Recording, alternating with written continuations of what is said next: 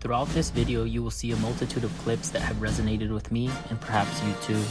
I've chosen to focus on familiar sounds and clips because they have impacted myself and others around me. I have introductions to iconic videos and movies, as well as viral clips and news clips that have occurred over the last 20 plus years. The purpose of this is to show how impactful sound is and always has been.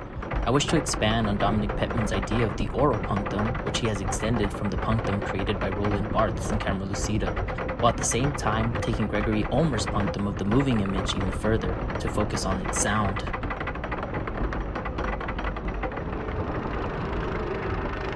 During the presentation, you may or may not notice phone notifications going off in the background. I've chosen to do this to replicate real-life scenarios of how easy it is to tune out certain sounds that occur in our lives. This is reflective of what Steph Sarasso and Greg Goodall talk about in their books.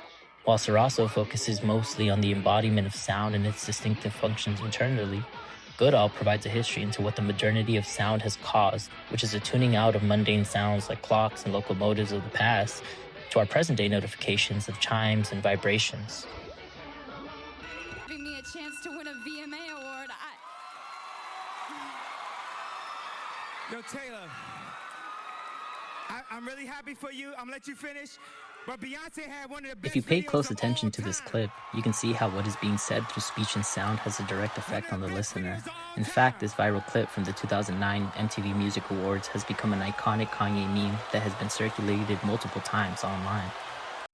In fact, 6 years later in 2015, we have another viral speech that created tension between Nicki Minaj and Miley Cyrus, where Miley Cyrus goes so far as to say that what is being said at the time was being manipulated by the media, which is another example of how sound has the ability to persuade and create a response, not just in the moment, but a response online with who it resonates with. Just because the VMAs have already... Things about Brooks. I said, I don't think that he's good for you. How do you know what's good for me? That's my opinion!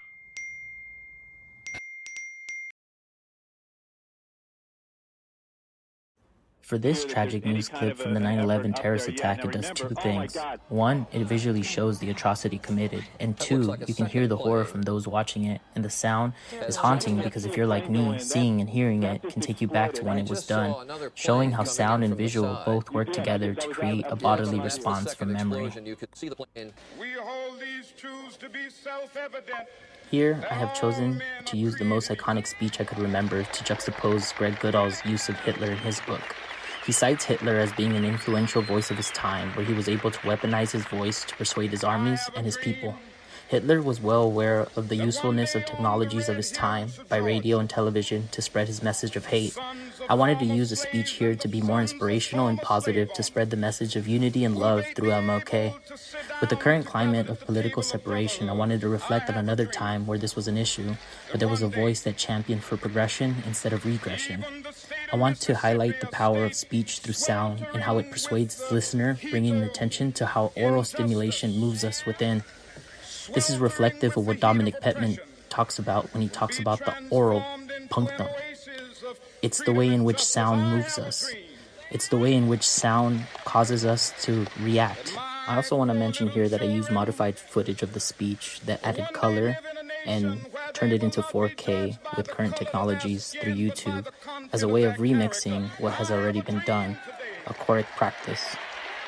Following clips are ways in which sounds are embodied or represented through not just auditorial stimuli, but visually as well.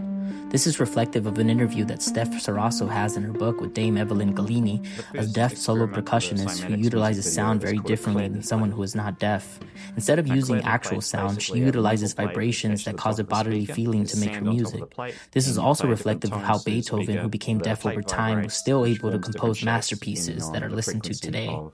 The Kalandi plate is an experiment I like to reference because it shows how different sounds create visual shapes. These shapes are made through different frequencies that we can assume happen with a multitude of sounds that we internalize and feel.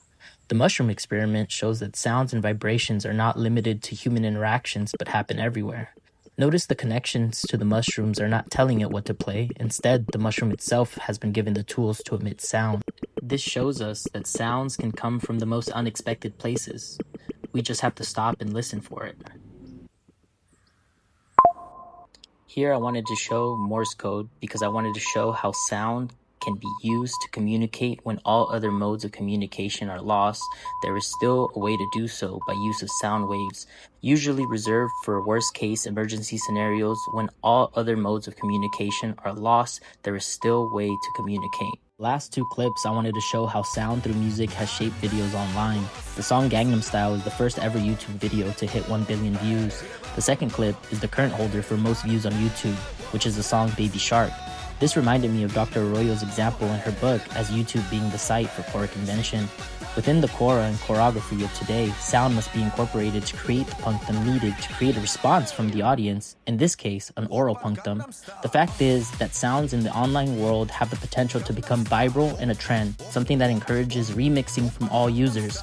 I'm reminded of a profound quote from Dr. Arroyo's The Dancing Floor that in part inspired my research in sound studies. In the space of the kora, one listens in order to become another listener, never to become finally the next master. This practice blurs the distance between speaker and listener, so both remain alongside one another in an adjacent relationship, rather than a dialectical one. So it's okay to just take a pause and listen.